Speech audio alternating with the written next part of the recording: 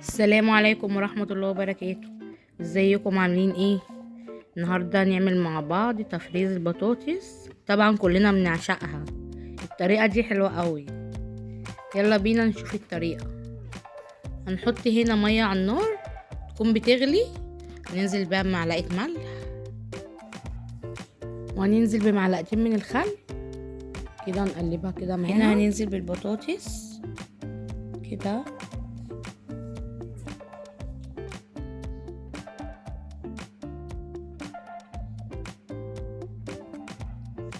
نقلبها، هنسيبها 4 دقايق.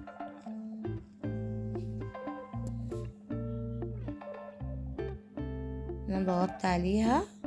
هنا بعد 4 دقايق هنطلعها في ميه بتلج.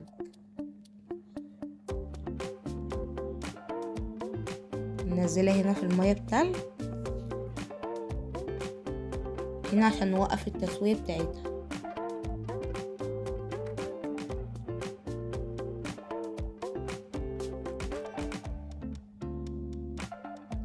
كده نقلبها كويس.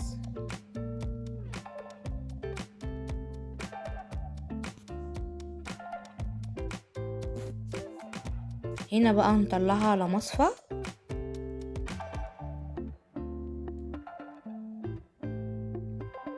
كده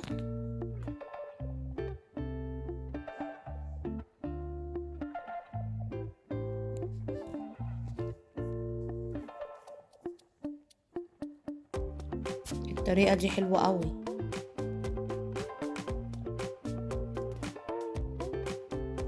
كده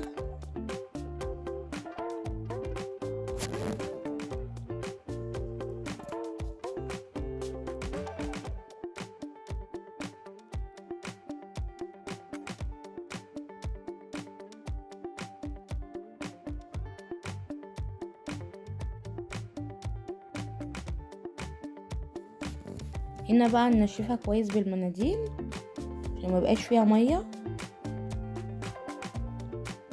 ننشفها كويس كده.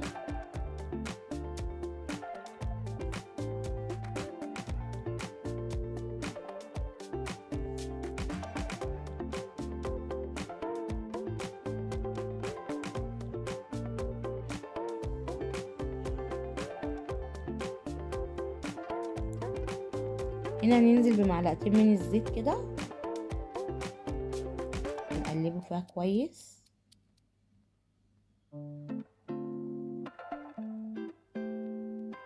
وكده بالطريقة دي.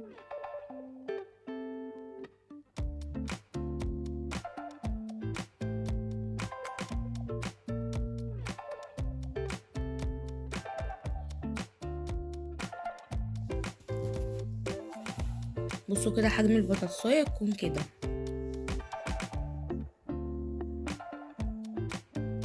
هنا بقى نحطها في الاكياس.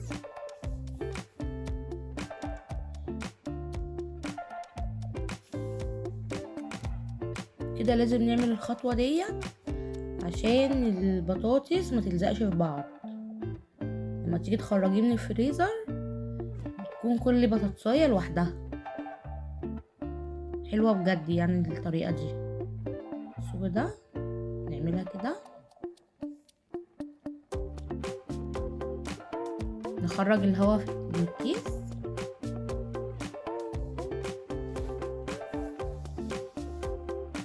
بصوا كده نحط هنا ورق فويل ونمشي عليه بالمكوى كده، بنقفل الكيس ما بيبقاش فيه هواء، نخرج كل الهواء منه. بصوا كده.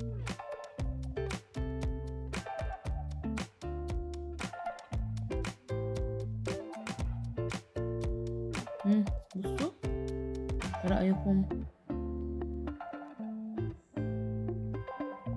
حلوة بجد.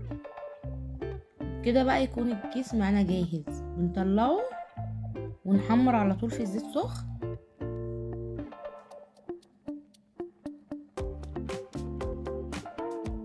هنعمله كده بنفس الطريقة كده. كده بنخرج منه الهواء.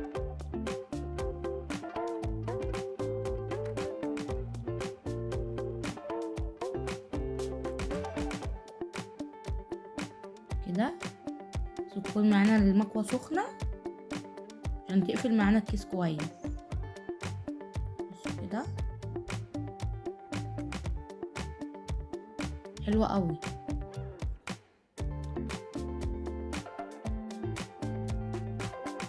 رب يكون الفيديو عجبكم، لو عجبكم لايك وشير واشتراك في القناة عشان يوصلك كل جديد. السلام عليكم ورحمة الله وبركاته.